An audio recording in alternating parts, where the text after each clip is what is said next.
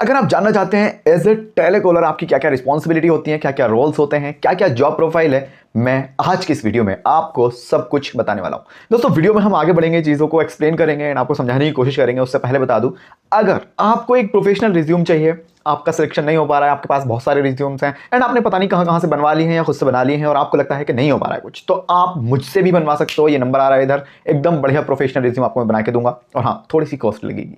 फिलहाल आगे बढ़ते हैं और समझने की कोशिश करते हैं। आपको यहाँ पर 5 चीजें बताऊंगा, उन 5 चीजों के अंदर ये पूरा वीडियो खत्म हो जाएगा। और हाँ, आपसे मेरी एक रिक्वेस्ट है, इस वीडियो को ऐसे कंप्लीट देखिएगा, बीच में स्किप करके मत देखिएगा, नहीं तो चीजें मिस हो जानी है। चलिए दोस्तों, सबसे पहले बात करते हैं टेलीकॉलर के काम को लेके, वर्क को लेके कि ये बंदा क्या काम कर रहा होता है। टेलीकॉलर यानी कि कॉल के थ्रू चीजें करने वाले बंदे को हम टेलीकॉलर कहते हैं।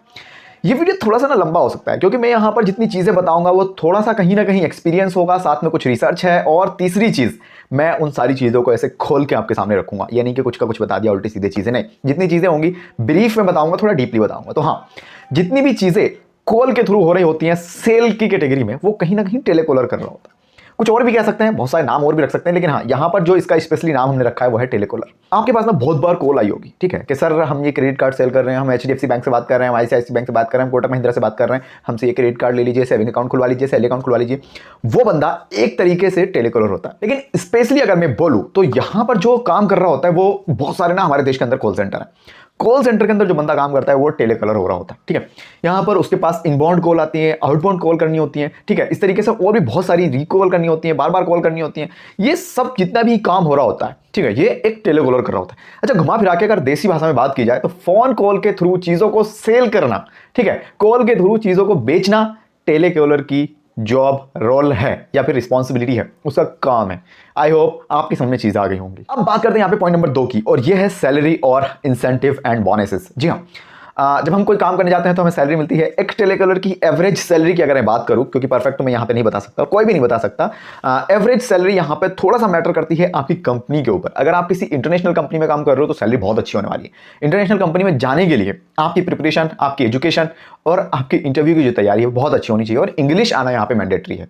तो अगर आपको इंग्लिश नहीं आती है तो आप थोड़ा पीछे आ जाइए और सीखने की कोशिश करिए। सेकंड, भैया हिंदी वाली चीजें बता दो, उसमें कितनी सैलरी मिलती है। 15,000 रुपए से लेके 1-1.5 लाख 2 लाख रुपए तक सैलरी जारी होती है। मंथली की मैं बात कर रहा हूँ यहाँ पे, ईयरली नहीं, ठीक है। अब आप कहोगे भैया 1 लाख रुपए कौन कमा रहा है कॉल पे बात कर करके। मेरे बहुत सारे फ्रेंड्स हैं जो बैंकिंग फील्ड में है या फिर ऐसे कॉल सेंटर वगैरह में लगे हुए हैं, चाहे वो इंटरनेशनल है या नेशनल है। वो बंदे 25-30 हज़ार से लेके, ठीक है, रिलेटिव्स भी हैं मेरे, वो बंदा काम कर रहा होता है और कम से कम 1.5 लाख 2 लाख रुपए सैलरी निकाल रहा होता है, और मैं देख रहा होता हूँ उस बंदे को। तो ये झूठ नहीं है, आपकी ना क्वालिटी, आपकी स्किल्स के ऊपर आपको पैसे मिल रहे हैं आज की तारीख में प्राइवेट सेक्टर में। गवर्नमेंट में आज भी वही चल रहा है जो चल रहा था, उसके बारे में बात नहीं करते। तो अगर आपकी स्किल्स बढ़िया है, आपको बात करना आता है, आप बहुत सारी चीजें अच्छे से कर पाते हो, तो फिर आप भी यहां पर एक अच्छे लेवल की सैलरी निकाल सकते हो और हाँ, कमाई कर सकते हो। अब बात करते हैं बोनसेस की और इंसेंटिव की। तो यहां पर दोनों चीजें अवेलेबल, बोनस भी आपको मिलेगा, इंसेंटिव भी मिलेगा, क्योंकि सेल्स की जॉब है, टारगेट बेस्ड जॉब होती है। एक टारगेट आपको मिलेगा, उस टारगेट को कंप्लीट करने के बाद, अचीव करने के बाद, आप उसके ऊपर की जितनी चीजें करोगे उसके ऊपर आपको इंसेंटिव देखने के लिए मिलेगा।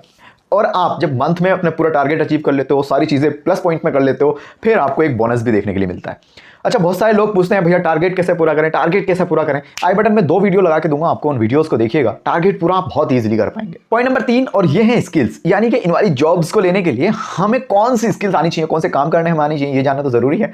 और हाँ, ये इस वीडियो का सबसे इंपॉर्टेंट पार्ट है, मिस नहीं करना, लास्ट तक देखना।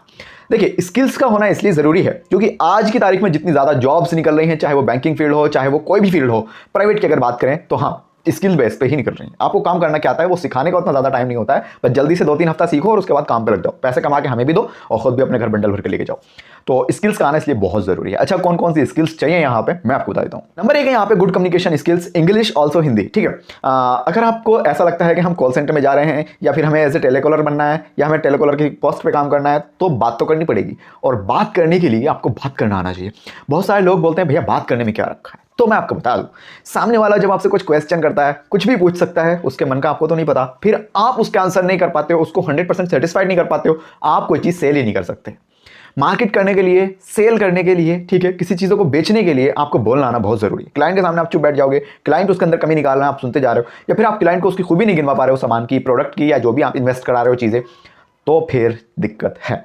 अच्छा, कैसे हम इंप्रूव कर सकते हैं अपनी कम्युनिकेशन स्किल्स को, तो मैंने इसके लिए एक कोर्स बनाया, लिंक आपको डिस्क्रिप्शन में मिल जाएगा, जाके आप परचेज करिए और हाँ इंप्लीमेंट करिए, सीखने की कोशिश करिए, जल्दी से सीख जाएंगे। दूसरी स्किल्स है यहाँ पे बॉडी लैंग्वेज। अब देखिए मैं आपके सामने बैठा हूं, मैंने ये टी शर्ट डाली हुई है और मेरे हाथ कहाँ है, मैं किस तरीके से आपसे बात कर रहा हूं, मेरा बैकग्राउंड क्या है, मैं कौन सी कुर्सी पे बैठा हूं, मैंने चश्मा कैसे लगाया हुआ है, बाल कैसे किए हुए हैं, दाढ़ी किसके, ये सारी चीजें कहीं ना कहीं मैटर कर रही होती हैं बॉडी लैंग्वेज में।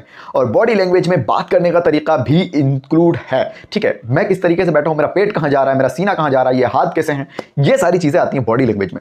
आपकी सबसे मेन इंपॉर्टेंट चीज जो है वो ये है कि आप किस तरीके से बैठे हो, सिटिंग पोजीशन आपकी कैसी है। आप मेक श्योर करें अच्छे से बैठें और कॉन्फिडेंटली बैठें। कॉन्फिडेंटली बैठने के लिए कोई ऐसे टिप्स वगैरह नहीं है। हाँ, आप अगर किसी कंपनी में इंटरव्यू देने जा रहे हो, कुछ चीजें करने जा रहे हो, तो उस कंपनी के बारे में अच्छे से पढ़ लें, तो आपके अंदर कॉन्फिडेंस ऑटोमेटिकली आ जाएगा। ठीक है, तो बॉडी लैंग्वेज यहाँ पे बहुत मैटर करती है। कम्युनिकेशन स्किल्स नंबर 1 पे है, सेकंड है बॉडी लैंग्वेज, थर्ड है हमारे पास basic to advance computer knowledge. अब देखिए 2022 आ गया है और 2022 आया नहीं है, ऑलमोस्ट खत्म हो गया है। तो अगर आप सोचते हो कि नहीं बेसिक कंप्यूटर से चीजें हो जाएंगी, तो भैया आप बिल्कुल ही गलत हो। आपको ना बहुत एडवांस कंप्यूटर आना चाहिए, अच्छी सैलरी लेनी है तो, एक जिम्मेदारी वाला काम करना है तो।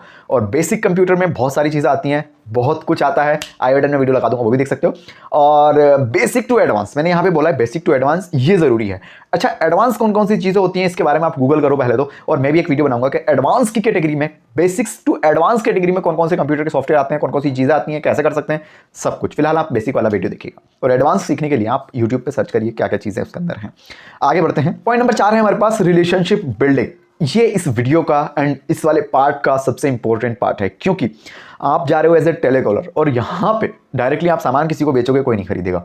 तो रिलेशन बनाना बहुत ज़रूरी है और सेल्स में भी रिलेशन बनाना बहुत ज़रूरी है। मैंने एक वीडियो बनाया है सेल्स के ऊपर, आई बटन में लगा दूंगा, आप देखना मैंने रिलेशनशिप को किस तरीके से वहाँ पे रखा है, किस तरीके से प्रेजेंटेशन दी है, समझने की ज़रूरत है, बहुत ज़रूरी है वो वीडियो, आप ज़रूर देखिएगा। अच्छा, रिलेशनशिप क्या होता है भैया, इसके बारे में थोड़ा बता दो।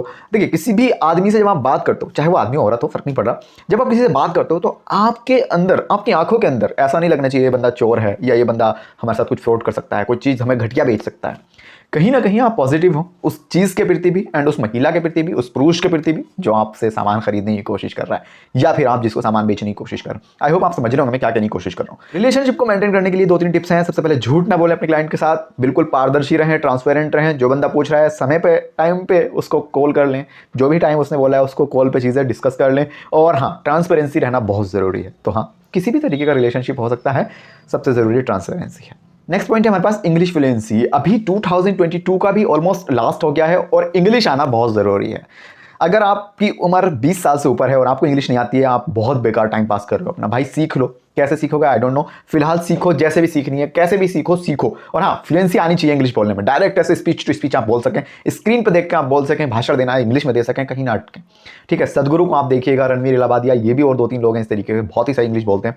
शशि थरूर करके एक बंदा है, वो भी बहुत सही इंग्लिश बोलता है। इन सारे लोगों को देख के सीख सकते हो, मैं भी इन लोगों को देख रहा हूँ फिलहाल। एंड हाँ, बहुत तगड़ी इंग्लिश बोल रहे होते हैं ये लोग। तो बहुत ही ज़रूरी है, बहुत ही ज़रूरी है इंग्लिश फ्लुएंसी के साथ बात करना, इंग्लिश में बोलना। नेक्स्ट एंड लास्ट है यहाँ पे ईमेल। ईमेल पर बहुत कुछ होता है। बेसिक कंप्यूटर वैसे हमने बता दिया है, ईमेल के बारे में भी आई बटन में वीडियो दिया है। बेसिक कंप्यूटर क्या होता है वहाँ पे देखिएगा, बेसिक तो नहीं है, वहाँ पे बहुत सारी चीज़ें एडवांस बता दी हैं, तो उस वीडियो को देख लेना। ठीक है, अब बात करते हैं हम यहाँ पर मोस्ट एंड इंपॉर्टेंट टॉपिक की, एजुकेशन। एजुकेशन में क्या क्या चीज़ें चाहिए भैया, कैसे हम, कितना पढ़ावा चाहिए, सारी चीज़ें बताओ थोड़ा। हाँ, बता देता हूँ। सबसे पहले अगर आपने 12वीं क्लास को पास कर लिया, आप जॉब कर सकते हो।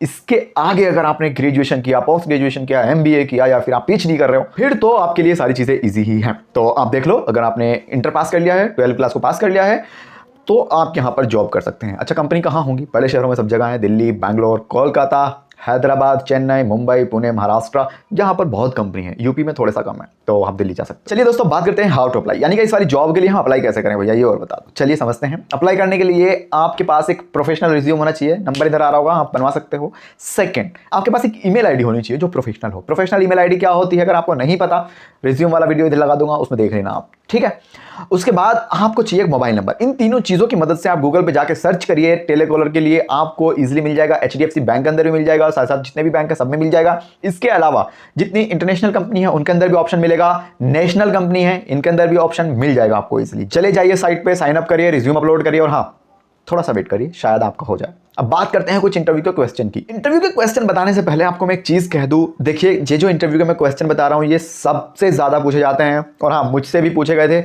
मैं सिर्फ यहां पर क्वेश्चन बता रहा हूं क्योंकि वीडियो की लंबाई थोड़ी सी ज्यादा हो गई है। दोस्तों क्वेश्चन आंसर की बहुत सारी वीडियोस हमने बनाई हैं, बहुत तगड़े व्यूज आ रखे हैं, आप भी देख सकते हो, लिंक सारे डिस्क्रिप्शन में डाल दिए जाएंगे सारे वीडियोस के, जरूर देखिएगा। सबसे पहला सवाल जो आपसे पूछा जा सकता है वो ये है। सवाल कुछ इस तरीके से रहेगा, अगर आप सेल्स वगैरह में जा रहे हो, टेलीकॉलर जा रहे हो, आपको एक पेन मिलेगा इस तरीके से, सेल मी दिस पेन, और आपको बताना है कि आप ये पेन कैसे बेच दोगे, और वो बंदा कहेगा मुझे बेचो भाई, उसके पास बहुत सारे पेन ऑलरेडी रहेंगे। तो यहां पर एक्चुअली पेन बेचने का कॉन्सेप्ट नहीं है, यहां पे है ज़रूरत पैदा करना चीज़ों की, कि अगर कोई चीज़ की ज़रूरत पैदा आप कर सकते हो तो आप कुछ भी बेच सकते हो।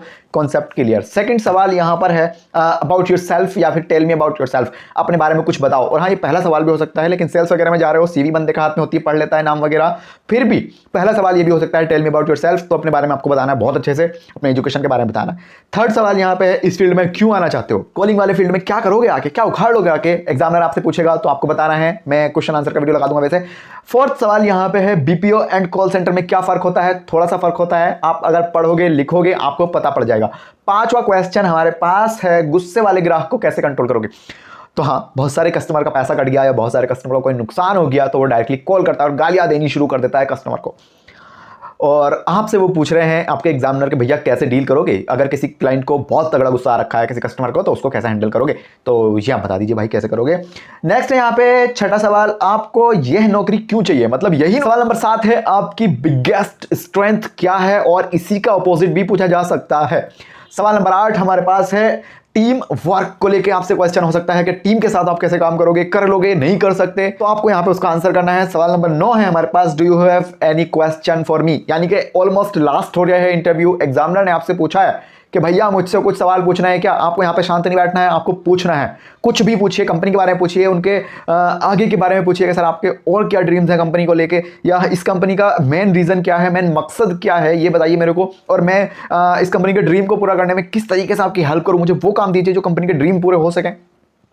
आपसे अगर एग्जामिनर ने पूछा कि हमारे लिए कोई सवाल है क्या, तो सवाल जरूर पूछिए, अगर नहीं पूछोगे बहुत तगड़ा गलत इंपैक्ट चला जाएगा एग्जामिनर पे। नेक्स्ट है यहाँ पे टिप्स, मान लो आपको एचआर ने रिजेक्ट कर दिया तो फिर वो आपको कुछ टिप्स देने की कोशिश करते हैं, जुनैद आपके अंदर ये कमी लगी, आपको ऐसे नहीं करना चाहिए था, आपको ऐसे करना चाहिए था, डायरी और पेन साथ में रखिए, इस तरीके की आप डायरी ले सकते हैं और उसके अंदर आप सारी चीज़ों को नोट डाउन कर लीजिए, कोई दिक्कत नहीं है, कोई शर्म की बात नहीं है। आप इंटरव्यू में अगर डायरी लेके जा रहे हो तो भी इंटरव्यू में जाइए, डायरी लेके जाइए, एग्जामिनर अगर कोई टिप्स दे रहा है लिख लीजिए, वो बंदे बहुत एक्सपीरियंस होते हैं, उनको इसी काम के लिए रखा जाता है, और अगर आपको उनके मुंह से कोई बात सुनने को मिलती है तो वो कहीं ना कहीं फायदेमंद हो सकती है। मैं भी अपने पास से एक टिप्स शेयर करना चाहूंगा, अगर आप डायरी और पेन लेके जाते हो और आप किसी भी कंपनी में जा रहे हो और आप रिजेक्ट हो गए हो तो आप वहां पे एचआर से कहिए सर आपका मैं 2 मिनट का टाइम लेना चाहूंगा, और एचआर आपको मना नहीं करेगा, पूछेगा हाँ हाँ पूछिए ना जुनैद, तो आप उनसे पूछिए सर अगर मुझे इस कंपनी में दोबारा नौकरी चाहिए और मुझे चाहिए इस कंपनी में नौकरी, तो उसके लिए मुझे क्या करना पड़ेगा आप ये बता दो, और ये रही मेरी डायरी, ये रहा पेन, आप मुझे बोलिए मैं यहाँ पे लिख लेता हूँ, और इन चीज़ों को फिर प्रिपेयर करिए, फिर डायरेक्टली इंटरव्यू देने जाइए।